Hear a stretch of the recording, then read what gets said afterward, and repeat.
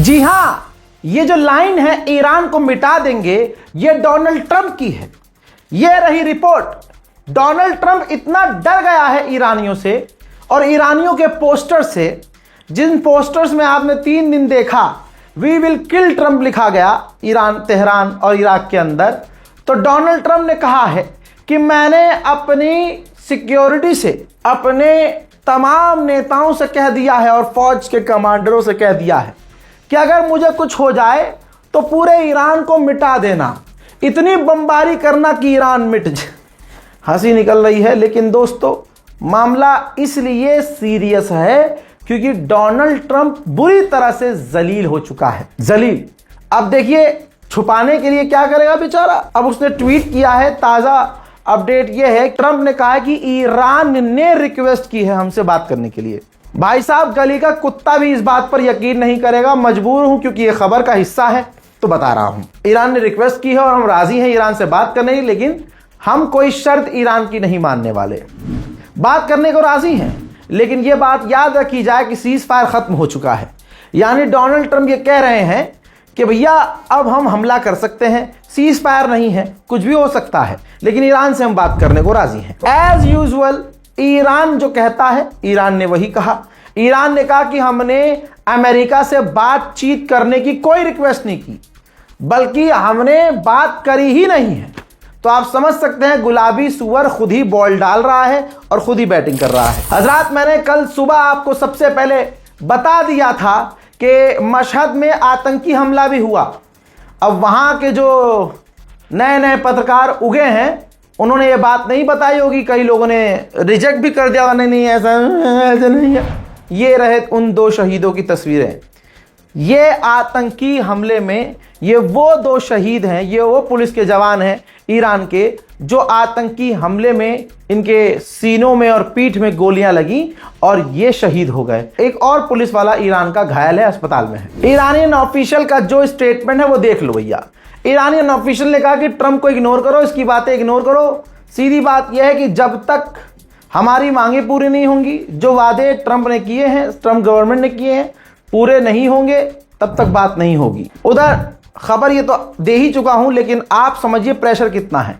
Donald Trump पर Netanyahu का pressure है कि इजराइल को परमिशन दे दी जाए कि ईरान पर हमला करो, लेकिन डोनाल्ड ट्रंप ऐसा नहीं चाहते हैं। डोनाल्ड ट्रंप रोक रहे हैं कि इजराइल हमला ना करे, कहीं ऐसा ना हो कि दोबारा जंग छिड़ जाए। यूएई का अलग से रोना है कि भाई सबसे ज्यादा हमले हम पे हुए हैं, हमने अमेरिका का साथ दिया है और इजराइल का पूरा साथ यूएई ने दिया है। ऐसे में अमेरिका ने इनाम दिया है यूएई को कि अब आप पर कोई पाबंदी नहीं है, आप अमेरिका का कोई भी हथियार, satellite, advance system, defence system, कोई भी हथियार जो हम किसी को बेचते भी नहीं है ना, वो भी यूएई हमसे खरीद सकता है। उधर ईरान की एक जगह है लुरिस्तान, वहां पर अचानक से आग लगी है। वो आग भयंकर है, आग की वजह ईरान ने नहीं बताई है। दोस्तों, रशिया ने ऐलान किया था, उधर ऐलान किया और इधर 6 रूस के वैज्ञानिक वापस ईरान के न्यूक्लियर पावर प्लांट पर काम करने पहुंच चुके हैं। क्यों मैं कह रहा हूं कि ईरान के लिए बड़ा खतरा है, और जो कह रहा हूं वो चीजें आपके सामने आ रही हैं। 2 चीजें हैं, या तो ईरान पर बड़े हमले होने की आशंका है या ब्लॉकेज अमेरिका दोबारा लगा देगा। सैटेलाइट इमेज दिखा रहा हूं, ध्यान से देखिए। ईरान के बेहद करीब अमेरिका के 2 से 3 एयरक्राफ्ट कैरियर पहुंच चुके हैं। इसका मतलब यह है कि या तो स्ट्रेट ऑफ हॉर्मुज में पीछे से फिर से ब्लॉकेज करने की तैयारी में अमेरिका है, या फिर धोखे से ईरान पर हमला करने की तैयारी। लेकिन दोस्तों, जो तस्वीर दूसरी आ रही है वो कंफ्यूज कर रही है। 12 एक पूरा स्क्वाड्रन फाइटर जेट का जो तैनात था, 10 से 12 फाइटर जेट जो इजराइल में तैनात थे अमेरिका के, वो इजराइल से निकल चुके हैं। लेकिन ऐसा नहीं कह सकते कि फिर ईरान पर खतरा नहीं है। हो सकता हो ये कहीं और जाकर तैनात हो सकता हो ये छलावा हो, धोखा हो सकता है कि इसी तरह से दोबारा धोखे में डालकर ईरान पर हमला कर दिया जाए। आपको क्या लगता है, कमेंट जरूर कीजिएगा। ईरान के राष्ट्रपति पेजेश्कियान ने पाकिस्तान के प्रधानमंत्री से फोन पर बात की है और तमाम हालात शेयर किए हैं। डोनाल्ड ट्रंप का खौफ देखिए भाई साहब, तीनों टांग लरज रही है उसकी बेचारा परेशान है। जब से ईरान के अंदर ईरानियों का गुस्सा देखा, किल ट्रम्प, या फिर लिखा हुआ पोस्टर आपने देख लिया होगा, वी विल किल ट्रम्प, और ईरान की IRGC ने जो कसम खाई कि हम खून का बदला जरूर लेंगे, भाई ट्रम्प को दस्त लगे हुए हैं भाई। अब आपको पता है कि कतर ने जो जहाज, अपना दुनिया का सबसे महंगा लग्जरी जहाज ट्रम्प को दिया था, और ट्रम्प उसको इस्तेमाल करना शुरू कर चुके थे, और वो ब्रिटेन भी गए थे बीच में, नेटो के बाद, तुर्की के बाद वो ब्रिटेन भी गए थे। अचानक से इंटेलिजेंस उनको आके कहती है, उनकी सिक्योरिटी टीम, कि आप अब इस जहाज में सफर नहीं करेंगे, सिक्योरिटी का खतरा है भाई, सिक्योरिटी रिलेटेड इश्यूज हैं। तो उसके बाद पुराने जहाज से उन्होंने सफर किया। वजह सामने आई है, क्योंकि कतर ने जो जहाज ट्रम्प को दिया है, उस जहाज में दुनिया भर की सारी फैसिलिटीज हैं, लेकिन उस जहाज में ये फैसिलिटी नहीं है कि मिसाइल को रोक सके या मिसाइल से बच सके। और ऐसे में ट्रम्प की वैसे ही चड्डी फटी हुई है, मुंह के अंदर जबान आई हुई है, एकदम बाहर लटकी हुई है डर के मारे कि कहीं ईरान हमें मतलब निपटा ही न दे।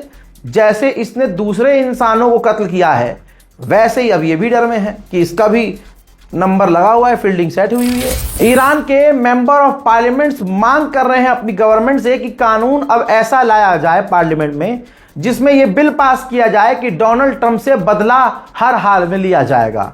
यही तमाम चीजें हैं जो डोनाल्ड ट्रंप को परेशान कर रही हैं। अमेरिका ने इजराइल और लेबनान की अभी कुछ दिन पहले एग्रीमेंट करवाया था, सीज फायर करवाया था। अब अमेरिका ने कहा कि लेबनान में जहां जहां इजरायली फौज है, अब जब वहां से वो इजराइल की फौज हटेगी तो उस जगह लेबनान की फौज तैनात होगी। चाइना ने कहा है कि ईरान और अमेरिका दोनों मिलकर सीज फायर का पालन करें। हजरात, यूएन के अंदर रशियन एनवॉय ने फ्रांस, जर्मनी, ब्रिटेन की चड्डी उतारी।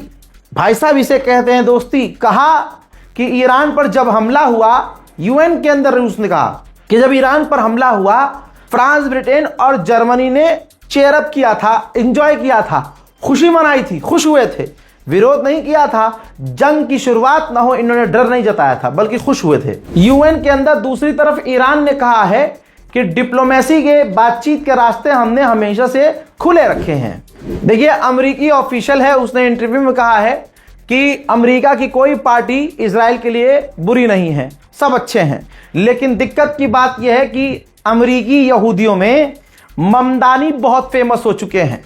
एक मुसलमान का अमेरिकी यहूदियों में फेमस होना, यह नेतन्याहू के लिए खतरनाक है। इस रिपोर्ट को शेयर कीजिए, दुआओं में याद रखिए, चैनल को सब्सक्राइब कीजिए। जय हिंद।